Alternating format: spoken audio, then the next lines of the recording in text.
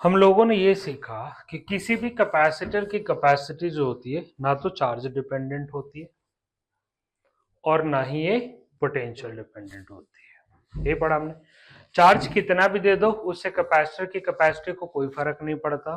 Potential कितना भी apply कर दो उससे कैपेसिटर की कैपेसिटी को कोई फर्क नहीं पड़ता। किसी भी कैपेसिटर की कैपेसिटी जो होती है वो न चार्ज पर डिपेंड करती है ना पोटेंशियल पे, सिर्फ एक ही चीज पर डिपेंड करती है कि ज्योमेट्रिकल कंस्ट्रक्शन क्या है और वो किस मीडियम में रखा हुआ है।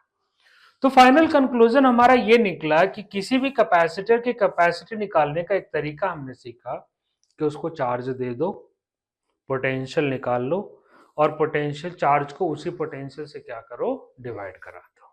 ठीक।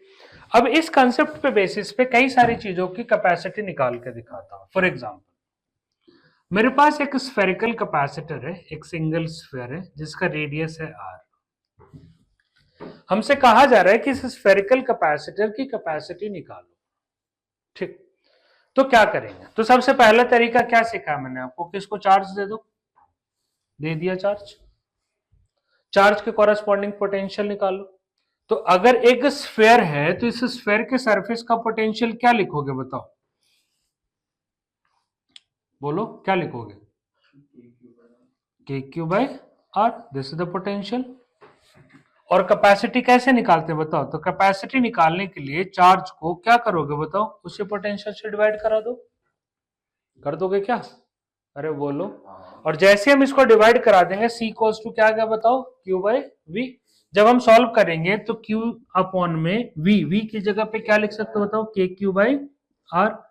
क्यू से क्यू चला गया, क्या आ गया बताओ? आर बाई के की वैल्यू होती कितनी है? 1 अपॉन में 4 पाई एप्सिलॉन नॉट।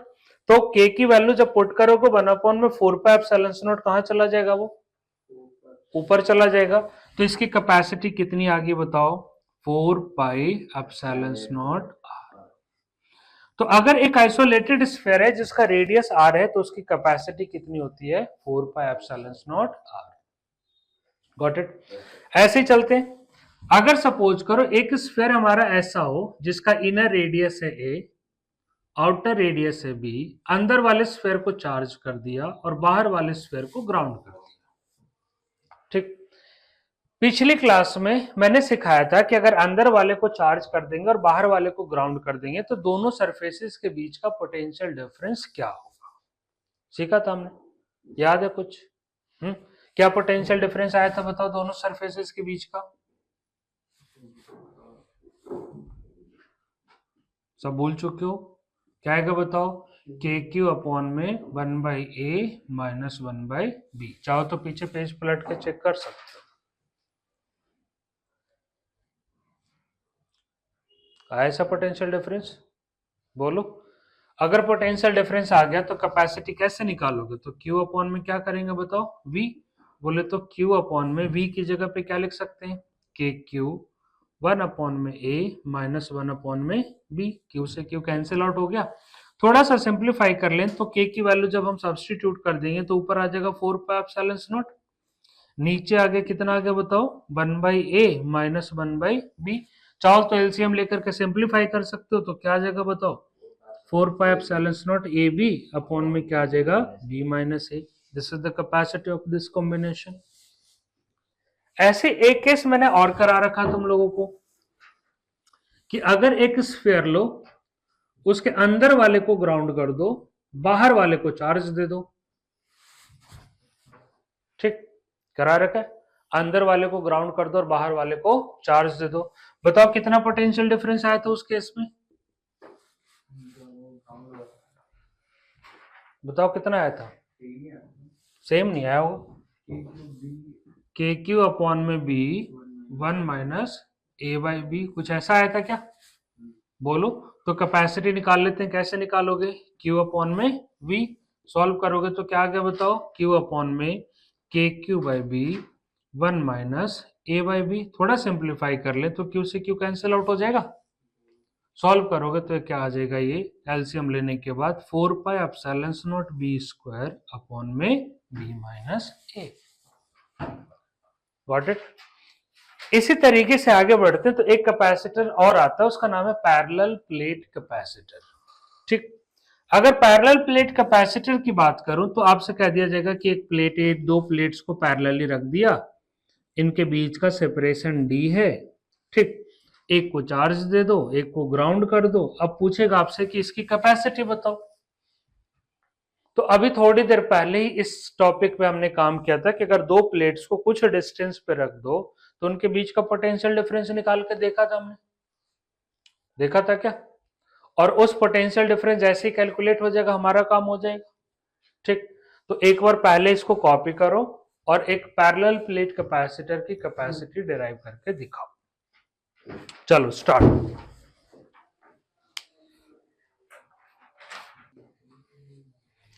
तो हम लोगों ने इतने तरीके की कैपेसिटी सीख ली।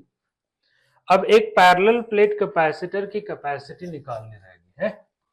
तो एक पैरेलल प्लेट कैपेसिटर की कैपेसिटी निकालने के लिए क्या करेंगे? छोटा सा काम है, बहुत बड़ा काम तो नहीं है, छोटा सा काम है। क्या करेंगे बताओ? दो प्लेट्स के बीच की इलेक्ट्रिक फील्ड निकालना हम लोगों ने सीखा हुआ है।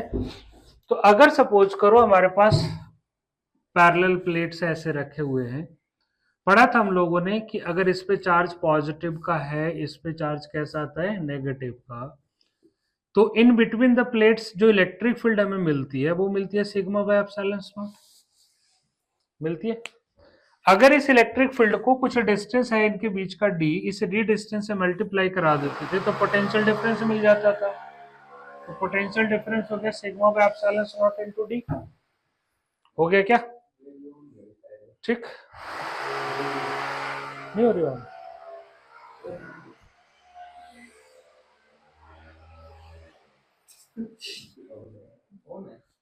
ठीक, अब पोटेंशियल डिफरेंस की बात कर ली हम लोगों ने।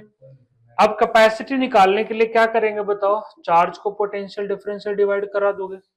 ठीक, अब चार्ज कैसे हमें पता है, तो इसको चार्ज अगर Q दे दें तो सिग्मा की जगह पे we can write Q upon में A।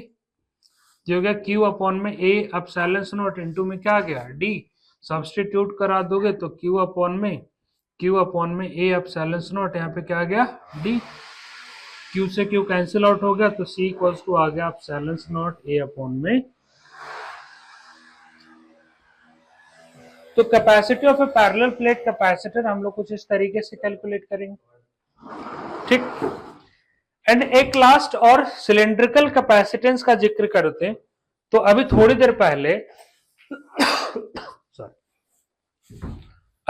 देर पहले सिलेंड्रिकल डायग्राम के साथ पोटेंशियल डिफरेंस निकालना सीखा था हम लोगों ने, अगर आपको याद हो तो।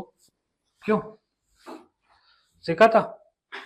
तो सिलिंड्रिकल कैपेसिटर की कैपेसिटी कैसे निकालेंगे तो सीख लेते हैं। तो एक सिलेंडर बनाया था हम लोगों ने, कैसे किया हम लोगों ने बताओ? एक ये हो गया, कुछ इस तरीके का डायग्राम हम लोगों ने बनाया था। इसका इनर रेडियस ए है, आउटर रेडियस बी है, हमने ग्राउंड किया, इसको चार्ज दे दिया। कुछ ऐसा ही कर रहे थे क्या बच्चे? थोड़े टाइम पहले पोटेंशियल डिफरेंस निकाला था हम लोगों ने। क्या आया था पोटेंशियल डिफरेंस इसका?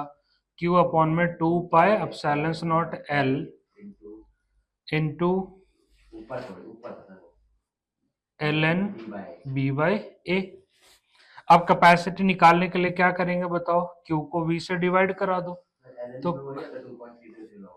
नहीं, हाँ वो 2.303 लॉग होता है, लॉग बेस E के साथ है ये। तो Q अपॉन में 2 पाई एप्सिलॉन नॉट L, ये आ गया तुम्हारा ln b बाई a।